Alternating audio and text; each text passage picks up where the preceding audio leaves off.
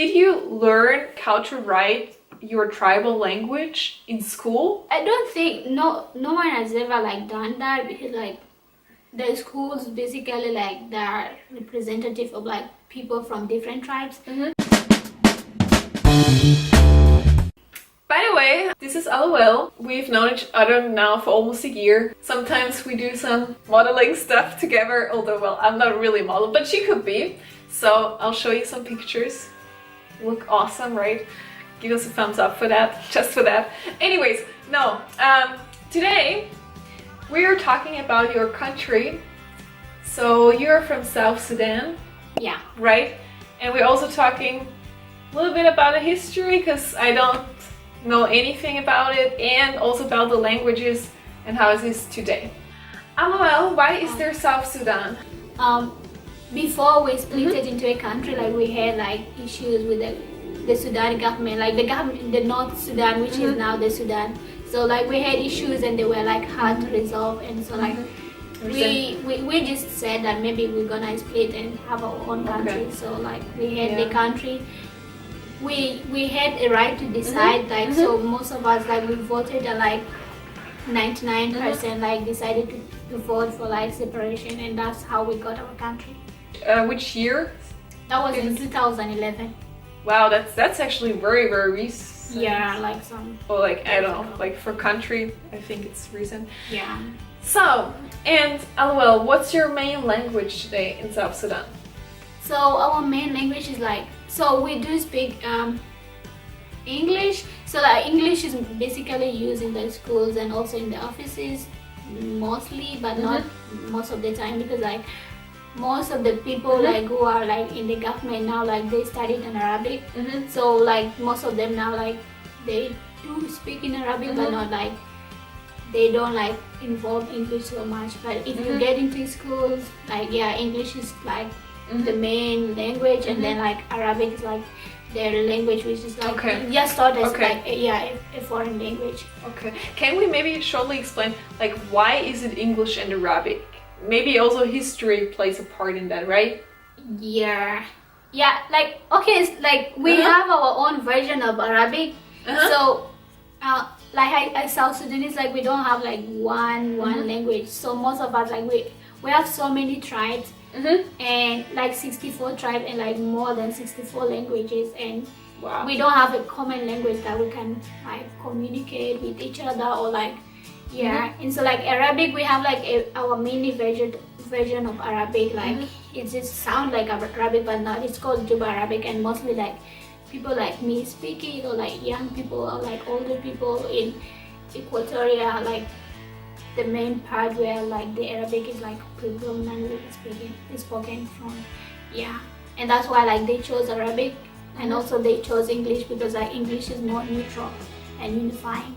Okay. Yeah. So like, and you have your own tribal language, right? Yeah. Or like maybe I shouldn't do that because like it's a tribal we have language. our own tribal language. And like, do you understand then what someone from another tribe would say in their language? Or is it like completely different, or do you still share some words and stuff like that? Oh my god.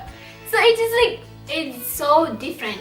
It's so different. Yeah, it's so different. So like if someone is speaking here to me, like if I have never like heard about that tribe before, like someone from that tribe speaking to me before, like I would just hear like it's like someone from a different country talking to someone from another country. So like it's totally different.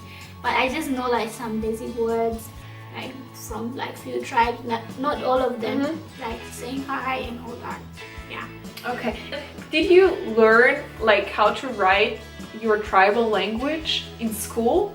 I don't think no one has ever like done that, because like the schools basically like they're representative of like people from different tribes. So like it's never a good idea like to teach one tribal language to like everyone in the country. So when I was a kid, my mother used to go for like their Bible studies, so like how to be taught how to read and write. Like I would just accompany her, and sometimes like I would grab some words, and that's where like I learned how to like know the alphabet, something like that. Yeah. So the teaching is like informal. Right, not in the formal Yeah. setting, but still there is an informal setting where it still Yeah, happens. like in the to- communities, like women will just come together, or like people, older people, and like teach themselves, Yeah. like the language, or like read the Bible, and you will be there like helping people to like pronounce Understand. words. I Yeah. understand.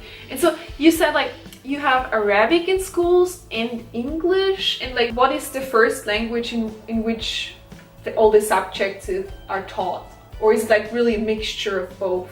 Actually, like it's the mixture, because like we are in the phase of like transitioning. Yeah. So before that, so before we separated from Sudan, so we had some schools like had system of like the Sudan, and they were taught in Arabic, and English was like taught them as a foreign language. Okay. But when we got independent, like people like transition, and even like some kids who were in the 8th grade, and they were taught in Arabic from like their kindergarten until like grade 8, where like they transition into like English, and they were now taught in English. So like we are in transitioning phase, something like Okay. that. So English is becoming more and more important in a way. Yeah. Okay, understand. That's interesting. Okay, and so how does a usual school day look like in South Sudan? Like, So it's deep, like it differs from place to place. So like for me, like I grew up in like different places, like going to school in different places, but like in the state where I went for my middle school, so like basically you go to school like from morning to like midday, and then go back home. So like the school day normally ends in the midday, but like the school that I went to, so they were like, my school was like old school. Okay. So they had like Arabic, like people who were taught in Arabic curriculum, and people who were taught in English curriculum. So basically like I used to go for like the morning session, and then the Arabic curriculum will come from like 1 to like 6, something like that.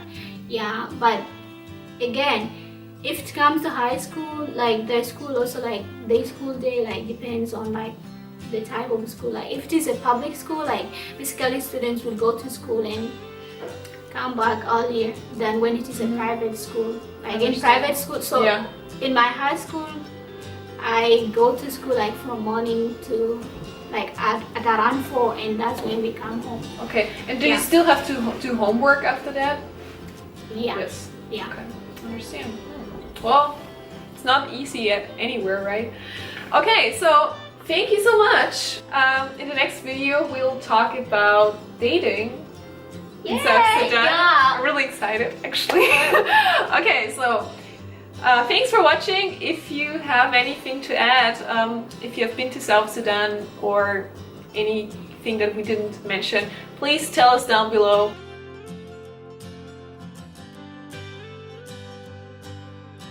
Thank you so much for watching. Again, what I was talking about, like it's not like all the typical South Sudanese will say, because like I'm just like well, but it's the same for 0.0 everyone. something percent. Yeah. Yeah, it's the same for everyone, right? We Yeah. can say that in the Yeah. next video. Yeah.